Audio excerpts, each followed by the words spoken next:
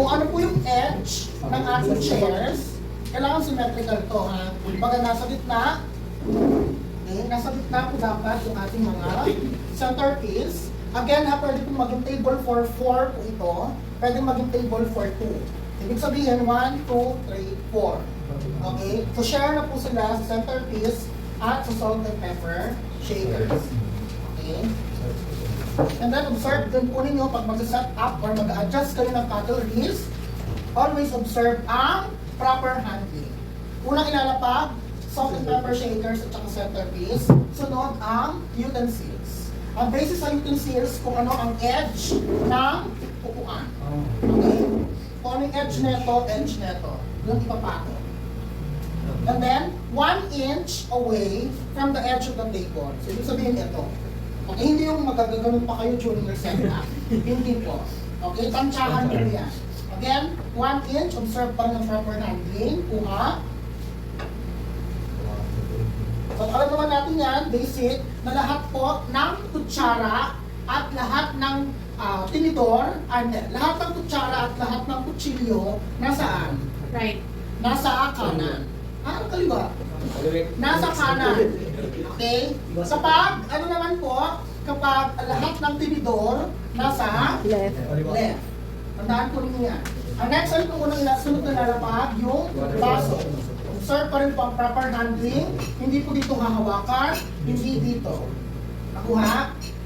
Tapat po palagi yan ni dinner knife. Yung ating pong water goblet. 1 inch lang din po ang layo nila. Hindi pwedeng nandito yan. Okay? Hindi po pwedeng nandito yan sa gilid or nandito. Kailangan pantay yan sila. Nakuha po. Yes. And then next, of course, yung ating bread plate.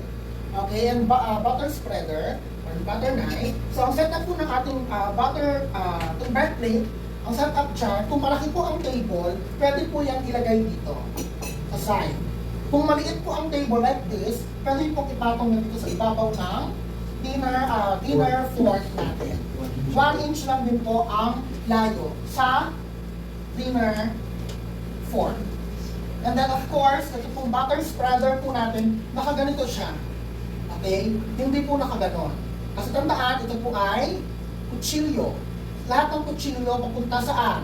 Left. Right. Okay, so dapat pa ganon. Base sa handle. Okay, nakuha. And then of course, yung ating table napkin. Sa table napkin, kailangan kung ano yung nakakaya ito pyramid, nakaharap to kay yes. And then, that's it. Yan po yung ating American setup. Again, the more na hawak po ninyo to ng matagal, the more na mas bibigat po ito. Dito, marami po ito. So, hindi po kayang ilagay ang lahat dito sa tray natin. So, unless, hindi pwedeng gumamit ng oven tray. Okay? So, pag mag-set up is rectangular tray lang and at least 3 balik lang. So, unang kukunin, or syempre, yung salt and pepper centerpiece, yung salt and pepper shakers. Okay? Ang sunod po, ano? Ang sunod na ilalagay? Dessert spoon. Yung mga utensils muna. Ulitin natin ha, tandaan. Centerpiece, salt and pepper, sunod yung mga utensils. Ha? Kung saan pa rin yung placement niya. Okay, una, kumbaga, dapat dito pa lang po sa tray ninyo, magkakasama na po siya. Okay, yung lahat ng knife and spoon nasa right, lahat ng fork nasa left. And then yung dessert yung nasa taas. Ibig sabihin, dito pa lang sa tray pa lang, nakaset up na. Parang hindi rin palilito. Nagkakaintindihan po? Yes. Buti yung soup nakasama sa knife.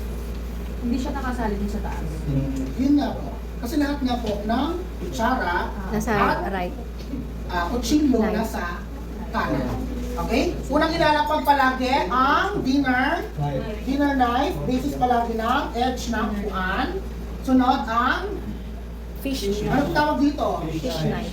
Fish knife. Sunod ang Salad. salad knife. Sunod ang Soup spoon. Okay? Next po natin itong dinner fork, Fish fork. fish fork, Salad. and salad fork. Okay, next. Sa upper part, andun ang ano na dyan? Dessert. Dessert spoon.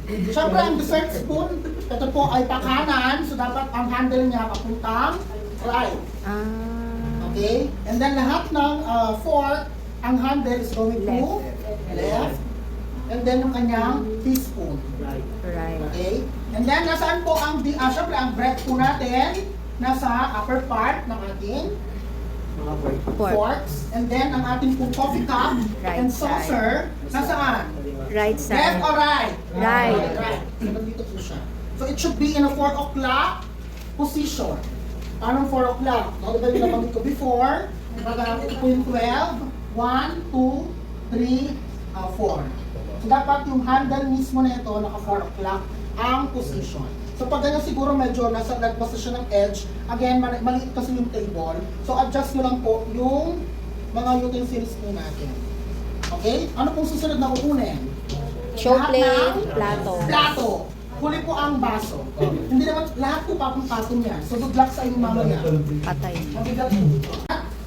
Lagay here.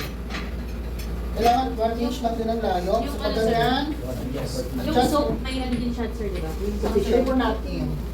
Or yung kanyang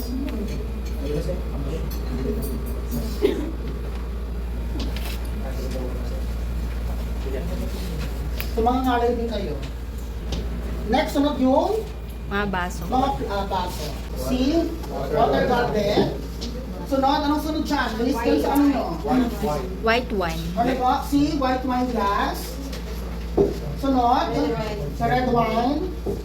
And then see? Champagne. Si champagne. Si champagne, nasa gitna siya ng water White. goblet at White wine. white wine.